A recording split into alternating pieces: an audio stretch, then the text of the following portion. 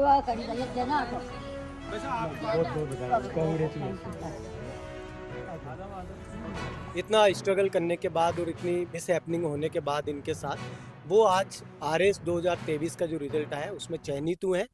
नमस्कार, आरएस 2023 भर्ती का परीक्षा परिणाम आ चुका है, फाइनल रिजल्ट आ चुका है और गोने रोड क्षेत्र में लूनियावास से पूजा मीना जी सेलेक्ट हुई हैं। बहुत बहुत शुभकामनाएं, बहुत बहुत बधाई आपको। Thank you sir. कैसा लग रहा है आपको सेलेक्ट होकर के? जो आरएस आपने फाइट किया है, कैसा लगा? मुझे बहुत खुशी हो रही है क्योंकि आरएस बहुत कठिन परिश्रम मांगता है जी और इस कठिन परिश्रम के बाद हर किसी के लिए सफल होना बहुत मुश्किल होता है और इस परिश्रम के बाद अगर किसी को सफलता मिलती है तो ऐसा लगता है जैसे स्वर्ग की प्राप्ति होती है। जी तो मुझे वैसा ही अनुभव हो रहा है कि जो मैंने परिश्रम किया, ईश्वर और मेरे माँ बाप के आशीर्वाद से, मेरे सास ससुर के आशीर्वाद से वो मुझे सफलता मिली। जी, बिल्कुल। आप पहले से गवर्नमेंट सर्विस में हैं, आप कॉलेज लेक्चरर स्कूल लेक्चरर हैं, सॉरी। जी। तो आपको कितना मतलब ईज़ी रहा, कितना टफ़ रहा ये इसको फ़ाइट करना?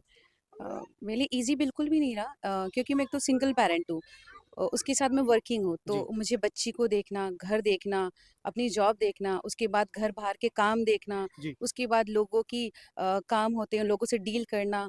उसके साथ मुझे ये था कि अब छुट्टियाँ भी नहीं लग सकते क्योंकि जी, अगर पढ़ने के लिए आपके पास पैसा होना ज़रूरी है, आपके पास सोर्स होनी ज़रूरी है। लेकिन उसके साथ मुझे विदाउट पे रह के पढ़ना मुश्किल काफ़ी आई, लेकिन उन सब के साथ मुझे मेरे माँ-बाप का पूरा सहयोग मिला और मेरे माँ-बाप ने मुझे एक ही चीज़ सिखाई थी कि बेटा जीवन में रोना बहुत आसान है लेकिन हिम्मत करके आगे बढ़ना बहुत मुश्किल का काम है जी, और वो जो कर लेता है वो फ़तेह ही फ़तेह करता है। तो मैंने बिल्कुल। बस ये चीज़ें सुनी और इनको अपनाया और आगे बढ़ती रही, कठिन परिश्रम किया और इसके साथ-साथ मेरी बच्ची ने भी मेरा पूरा सहयोग किया। जी, अगर मैंने उसे कहा कि मुझे पढ़ना है, मुझे परेशान मत कर, तो उसने नहीं किया। उसने हमेशा मुझे मोटिवेट किया कि मम्मा अपनी उम्मीदों को खो मत, आप पढ़ो, आप कर सकते हो, यू कैन डू इट। वो हमेशा कहते थे यू कैन डू इट, तो जी, मैंने कहा यस आई विल डू। तो इन सब के साथ मैंने इस सफर बिल्कुल, को पूरा बिल्कुल। किया। एक तरफ युवा जो है बड़ा ही तनाव और अवसाद की ओर जा रहा है, निराशा की ओर जा रहा है। कई बार आपने सुसाइडल अटेम्प्ट्स भी हम देखते हैं। दूसरी तरफ आपने सिंगल पेरेंटिंग और जीवन में तमाम ट्रेजेडीज़ के बीच में आपने इस सफलता को अचीव किया है। ऐसे युवाओं से क्या मैसेज देंगी आप? क्या कहना चाहेंगी? देखिए जिस क्षण में मेरे हस्बैंड की डेथ हुई थी, उस समय मैं प्रेग्नेंट थी 8 मंथ। तो मेरे पास कुछ भी नहीं था। जी, तो मैंने उस समय एक बात सोची थी, माता सीता ने भी अकेले 2 बच्चों को जन्म दिया, उन्हें परवरिश दी। अगर हम बात करें मीराबाई की, तो मीराबाई भी अकेली थी और दुनिया के ताने थे। बिल्कुल। उसके साथ उन्होंने जीवन में आगे बढ़ी और अपने लक्ष्य को प्राप्ति करी। तो कमियाँ, अभाव सबके साथ होते हैं, लेकिन उन अभावों के साथ आगे बढ़ना, यही तो इंसान की पहचान है और बिल्कुल, इंसान को इंसान होना यही बताता है। जी, तो मैंने अपने आप को हमेशा सकारात्मक रखा, मेरे माँ-बाप ने मुझे हमेशा मोटिवेट किया। उसके इन सब के साथ मैंने अपने सफ़र को पूरा किया। जी। मैंने कभी हार नहीं मानी। तो ये बड़ा ही आपने पॉजिटिव मैसेज दिया है कि जो हमारी भारतीय संस्कृति कहीं न कहीं पाश्चात्यकरण से पीछे छूट रही है। एक तरफ आपने माता सीता और मीराबाई का उदाहरण दिया है। आप लड़कियों से, महिलाओं से क्या कहेंगी? मुझे ये कहना है कि मैं एज़ अ टीचर मैं अपने स्कूल में बच्चों को एक चीज़ बताती हूँ कि बुरा वक़्त कह के नहीं आता है। कभी किसी के साथ क्या घटना हो जाए, नहीं पता, तो परिस्थितियाँ विपरीत होती है, तो अपने आप को स्ट्रॉन्ग रखो, अपनी जी, पढ़ाई पूरी करो। अगर मतलब संसाधन उपलब्ध नहीं है, तो जो भी है जिसकी भी सहायता से संभव हो, हर संभव प्रयास करो अपने लक्ष्य को प्राप्ति के लिए। बस अपनी उम्मीदों को मत हारो, जी। क्योंकि अगर पढ़ोगी, लिखोगी, आगे बढ़ोगी और लोगों की बातों पे ध्यान नहीं दोगी तो एक दिन सफलता ज़रूर मिलेगी और यही ज़माना उन लड़कियों के कदमों को चूमेगा। जी। तो मुझे उनके लिए यही कहना है, हमेशा मोटिवेट रहो, सकारात्मक रहो और किसी न किसी को अपना प्रेरणा बनाओ और अपने लक्ष्य को प्राप्त करो। आपके प्रेरणा स्रोत कौन रहे हैं इस सब में? मेरी माँ और मेरी बेटी, जी, क्योंकि मेरी माँ ने हमेशा मुझे हिम्मत दी है और मेरी माँ ने एक ही चीज़ की थी कि किताबों से दोस्ती कर ले बेटा, जीवन में कभी हार नहीं मिलेगी और वही बिल्कुल, मैंने किया। मैंने अपनी किताबों से दोस्ती करी और आज मुझे उन किताबों ने आज मुझे यहाँ तक पहुँचाया है कि मैं आज आपसे बात कर रही हूँ। बिल्कुल, बिल्कुल। आपके परिवार की दूसरी महिलाएँ यहाँ मौजूद हैं, जी, लड़कियाँ भी मौजूद हैं। एक तरफ घूंघट का प्रचलन है, दूसरी तरफ आप भी उसी संस्कृति से आती हैं। जी। तो कितना मानती हैं कि संस्कृति में रहना, लड़कियों का बाहर निकलना, जॉब में आना, कितना चैलेंजिंग है, कितने ताने सुनने पड़ते हैं? मुश्किल बहुत है क्योंकि लड़कियां बहुत मासूम होती है, इतना देखी नहीं होती हैं और उसके साथ साथ उनके ऊपर दबाव होता है कि तुम लड़कियां हो। ये शब्द ही बहुत बड़ा है कि जी, तुम लड़कियां हो, लेकिन मैं हर लड़कियों से कहती हूँ कि तुम एक इंसान हो लड़की और पुरुष तो मानव की विचारधारा है कि जी। उसमें उसमें बांट रखा है। बिल्कुल। अपने आप को ऐसे सोचो मत। तुम ये सोचो तुम वो नारी हो, जैसे हम झांसी की रानी की बात करें, अहिल्याबाई होलकर की बात करें, जी। उन्होंने तो उस समय में विधवा होते हुए भी सारी कुप्रथाओं को न मानते हुए आगे जी। बढ़ के राज्य चलाया। तो ऐसी महिला को अपना प्रेरणा स्रोत बना के और आगे बढ़ना चाहिए। बिल्कुल। आगे भविष्य में क्या लक्ष्य है? आगे क्या इसके बाद? इसके बाद मैं आईएएस फाइट करना चाहूँगी।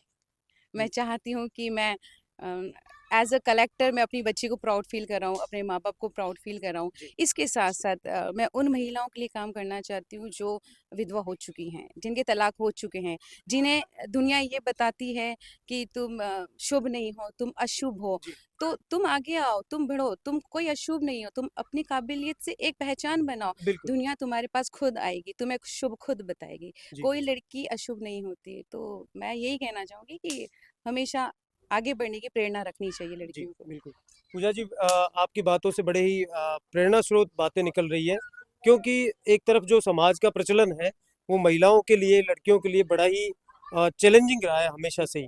और अभी जैसे कि आप जैसी लड़कियाँ, महिलाएँ जो आगे आ रही हैं, जी, वो इन प्रथाओं को चैलेंज कर रही हैं। जी। तो एक और मैसेज आप क्या देंगी कि मतलब उस वर्ग से क्या कहेंगी जो अभी भी कंज़र्वेटिव है? मैं उन्हें ये कहूँगी कि आप सब लड़कियाँ सोचती करने का हर कोई है, लेकिन कर नहीं पाती। तो प्लीज़ थोड़ी-सी हिम्मत कर लो, थोड़ी-सी, अपने लिए थोड़ी-सी हिम्मत कर लो, तुम जग जीत जाओगे।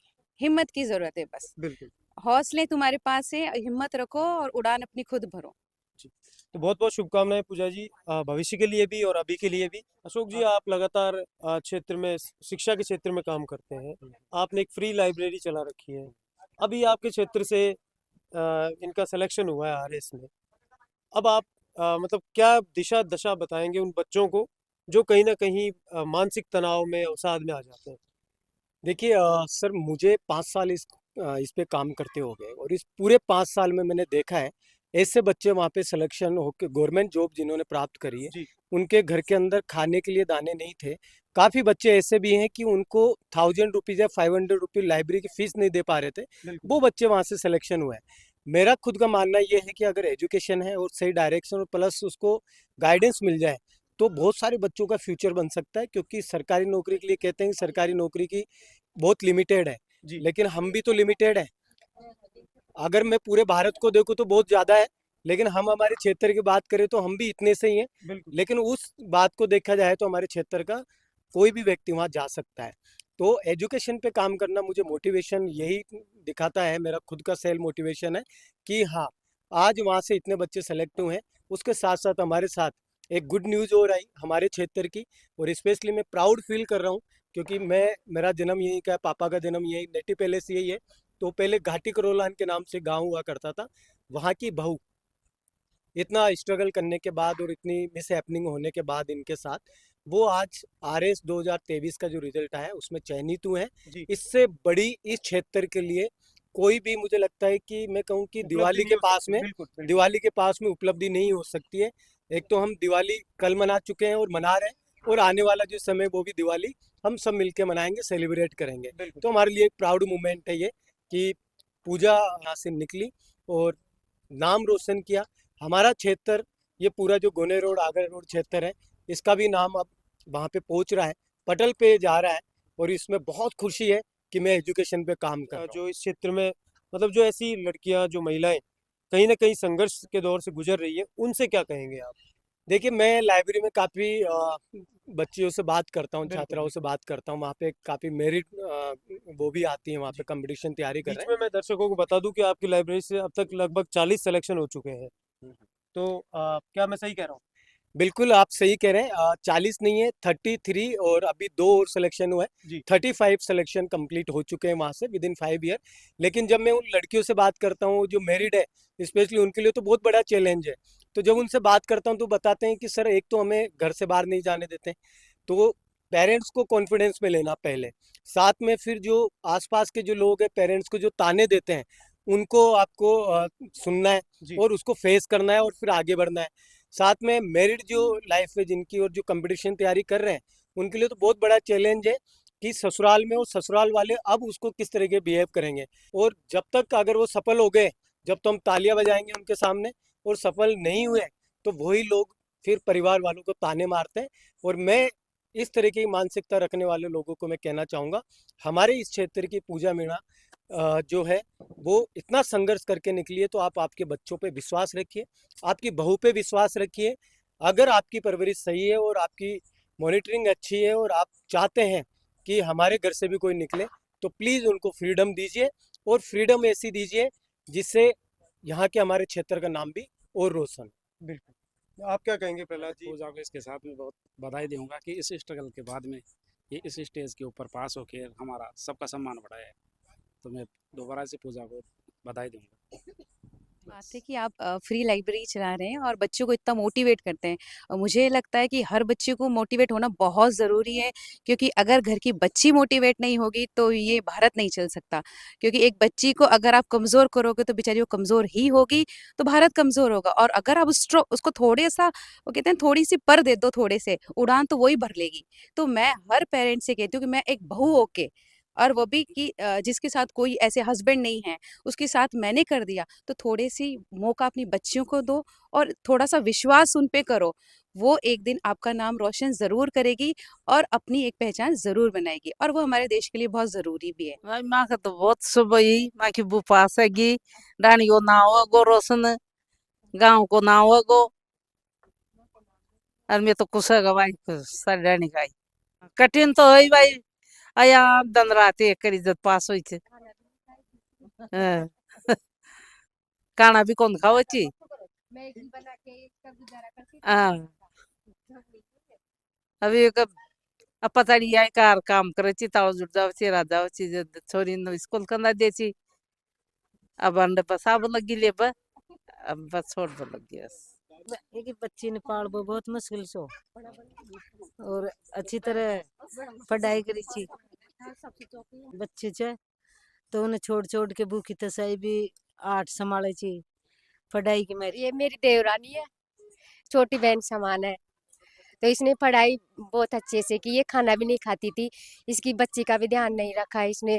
जैसे खाना वाना बनाना, ये मैगी वो भी खा लेती थी, ये भी खा लेती थी, तो चाय पी के भी गुजारा कर देती थी।